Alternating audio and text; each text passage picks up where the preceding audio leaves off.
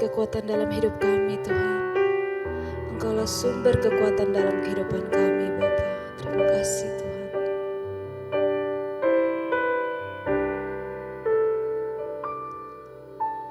Kuasa-Mu nyata di dalam kelemahanku, kekuatan-Mu menopang seluruh hidupku.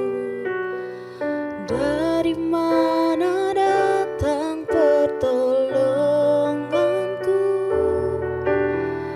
Hanya Yesus pertolonganku.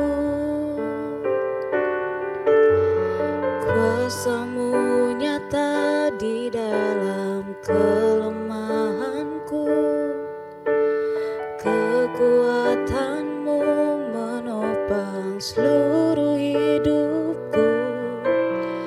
Dari mana datang pertolonganku? Hanya Yesus pertolonganku.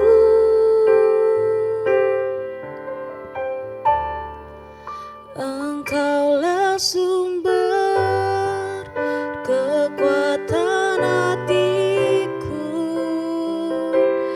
tempat persembunyianku.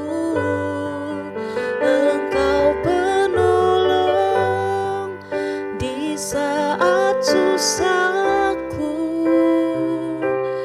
tempat perlindunganku. Kau menara dan perisai di hidupku.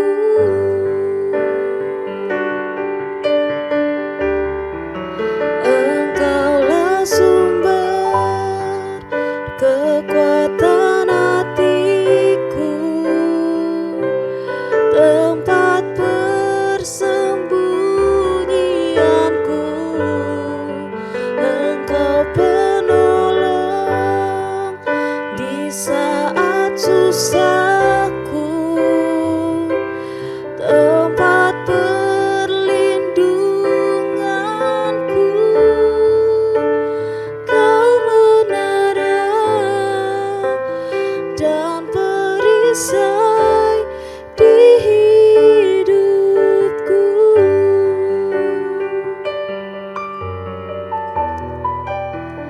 Kau menara dan perisai di hidupku.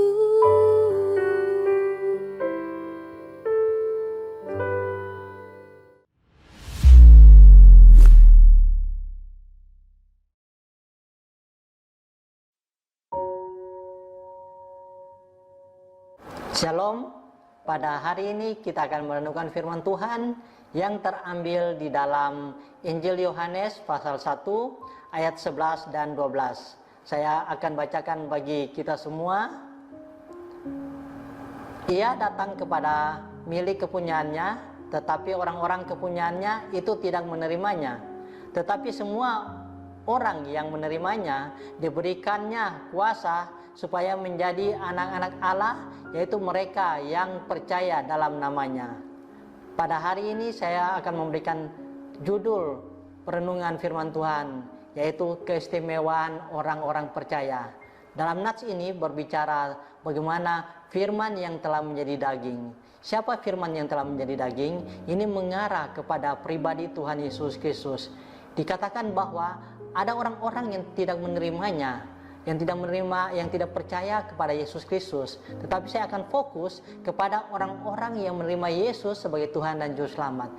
Bagi orang-orang yang telah percaya Yesus sebagai Tuhan dan Juru Selamat, diberikan hak keistimewaan, yaitu keistimewaan bagi orang-orang yang percaya.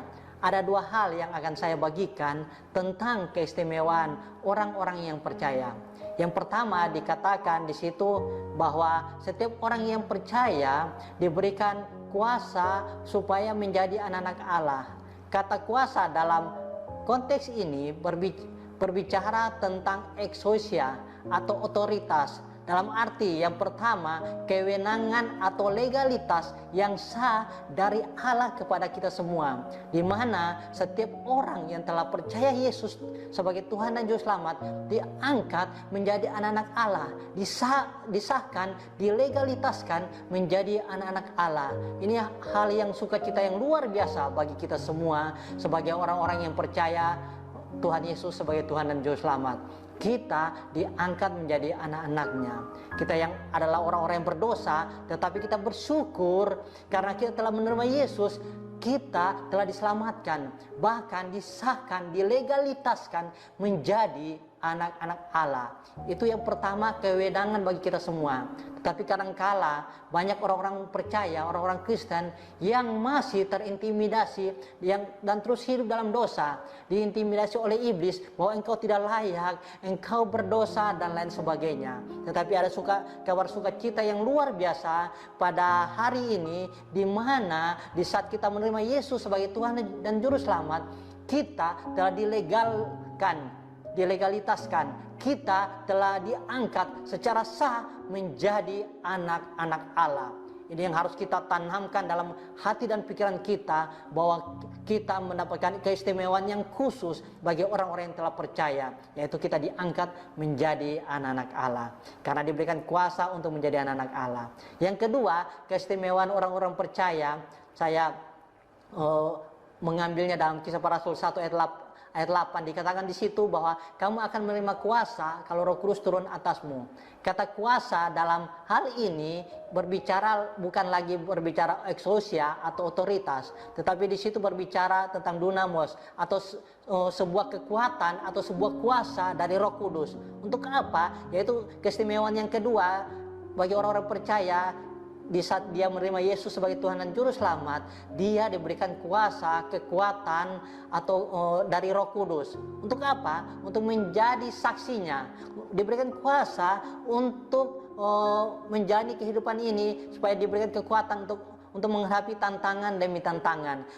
Diberikan kuasa atau kekuatan untuk menghadapi masalah yang kita hadapi. Diberikan kuasa untuk mengusir setan dan untuk berhadapan dengan kuasa kegelapan.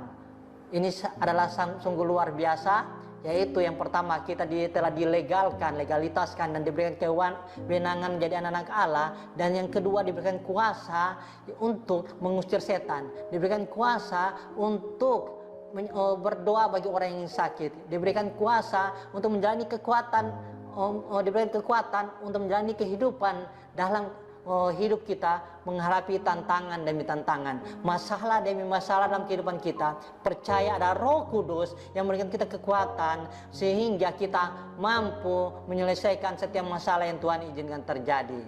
Oleh karena itu, yakini bahwa ada dua hal keistimewaan bagi kita semua sebagai orang-orang percaya. Yang pertama, kita diangkat menjadi anak-anak Allah.